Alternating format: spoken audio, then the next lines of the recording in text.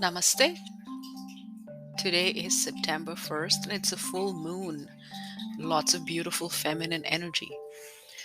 Today, what I want to talk about is yin and yang and ask Atul questions about how is yin and yang, male and female energy, described in Sankhya and Vedic scriptures. A lot of us have seen martial arts movies. I certainly was a martial art fan when I was younger, and they always have the yin and the yang symbol in martial art movies, the male and the female. And what is this yin and the yang? Yin and the yang comes from Taoist philosophy, and it's a symbol of male energy and female energy. And yin is the male energy, yang is the female energy, and it's in the universe, these are synergistic. So Vedas say exactly the same thing. Vedas talk about even the divine is both male and female. So God is not a male, not a female.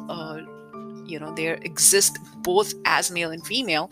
In fact, there is a female divine, Shakti, Shaktiman, Purusha, Prakriti. In fact, the combination of this male and female is what creates Mahat, that creates the universe. There's what and that is kind of the foundation of Sankhya philosophy and Ayurveda. So I'm going to ask Atul to explain Prakriti and Purusha. Prakriti means Mother Nature. She means female, feminine, divine energy, and Purusha is her controller or the male portion. And Atul, explain to us what is Purusha, what is Prakriti, what is Shakti versus Shaktiman, and so on.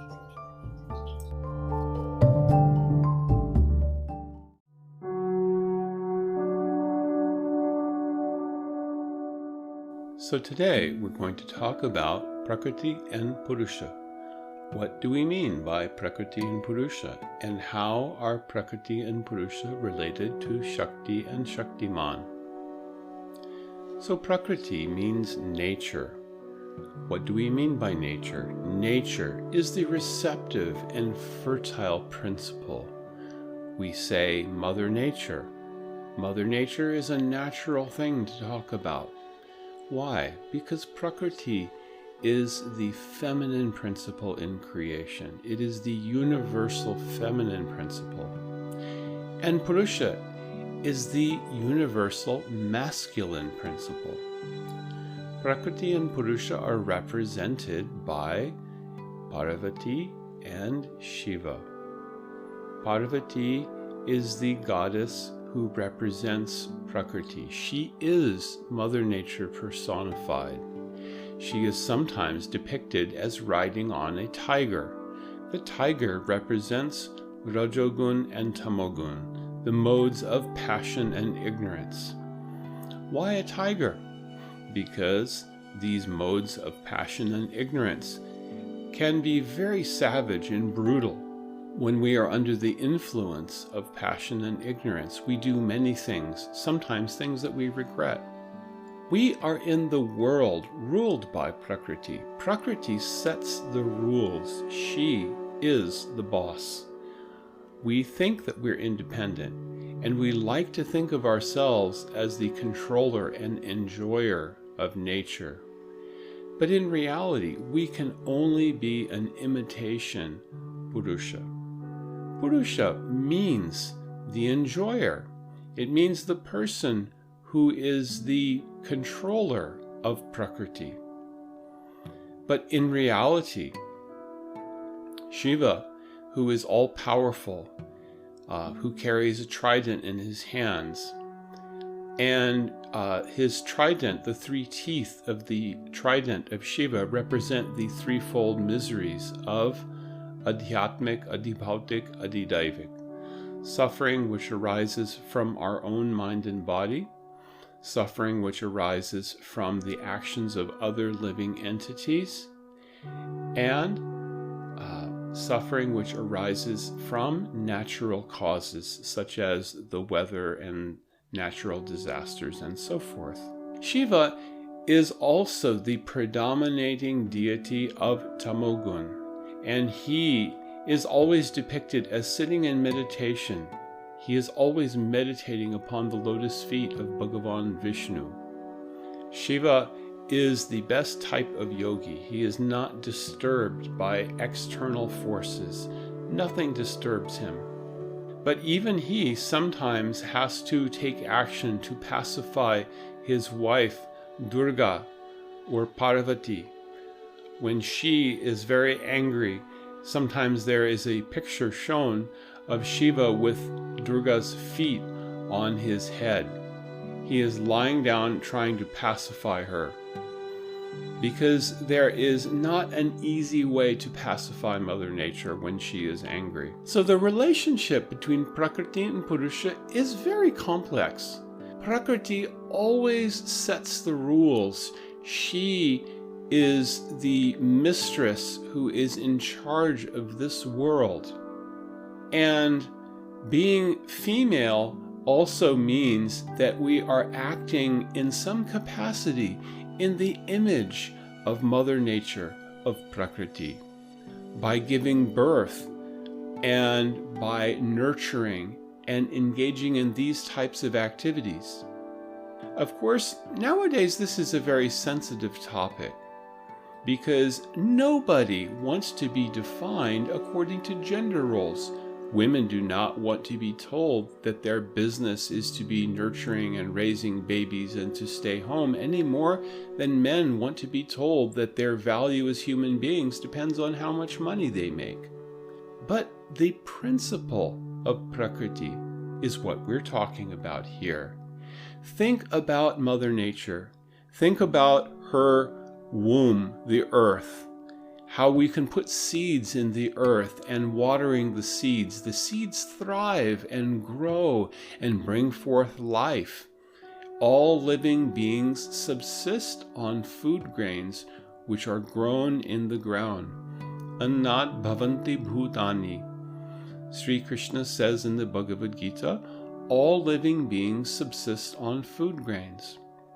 Even if someone subsists on a diet which is predominantly flesh, the animals whose flesh that person consumes have also subsisted on food grains. So Prakriti and Purusha have this very complex relationship where Prakriti is nature and Purusha is the masculine principle of injecting the seed into Prakriti and appearing to be the controller, but not really. No one is really controlling Mother Nature. And that is also similar to the type of role that we see in this world. Men sometimes foolishly think that they are in control and they are the Purushas, but they are not. They are not the enjoyers and they are not the controllers of anything. It is just an imitation role. So really, whether we are in male bodies or in female bodies, we entertain thoughts of being the master of our environment. We think that we can control nature. We think that we can exploit nature and enjoy her gifts for our own pleasure. But in reality, we have a certain amount of happiness and a certain amount of distress that has already been ordained for us. And the best that we can do is to be responsible and to act with a sense of duty and purpose. This is the best way to realize our connection with Prakriti and Purusha. Prakriti and Purusha are in balance. They work together as partners. In reality, the spiritual nature of Purusha is unique. Spiritually, the Atma is part of Shakti, which brings us to our second question. How are Prakriti and Purusha related to Shakti and Shaktiman? Shakti, in the spiritual realm, is energy. And energy is manifest in different forms, both in the spiritual realm and the material realm. In the material realm, one of the many Shaktis of the Supreme Person is Prakriti. Prakriti is nature, and we also refer to Prakriti as an energy. When we say energy, we are not talking about energy as in the context of classical physics, where you can convert matter to energy, and the ratio is defined by Einstein as E equals mc squared. The energy released by conversion of matter to energy is the mass multiplied by the speed of light squared. That is not the energy that we're talking about. Energy in this context means potential. The potential. Think about the energy in the earth. The earth has the potential to bring forth all kinds of life. We can plant one seed and we can get a very luscious mango tree that produces very sweet and delicious, fragrant fruits. And in the same soil, we can plant onions or garlic, or we can plant a neem tree, which will give us very, very bitter medicinal leaves. All of this potential is in the soil, and this is the role that Prakriti plays. So we can say that Prakriti is passive, but not really, because Prakriti sets the rules. She decides how the Purusha is going to interact with her. And in the greater context, in the context of universal energy, it is the energies of the Supreme Person that are all acting independently. And yes, they are all fulfilling the desires of the Supreme Person, both in the spiritual realm as his pleasure potency, as his existence potency, as his knowledge potency, and in the material realm as the material energy, which is manifest in earth, water, fire, air, space, mind, intelligence, and ego. This is a basic principle of Sankhya philosophy, which starts from Prakriti and Purusha. So, getting back to Shakti, Shakti Mator Abhedaha. This is from Vedanta Sutra. There is no difference between Shakti and Shaktiman. They are one. It is the same reality who is acting in both the form of energy and the wielder of energy. So, if we were going to ask, is God male or female, we would say both.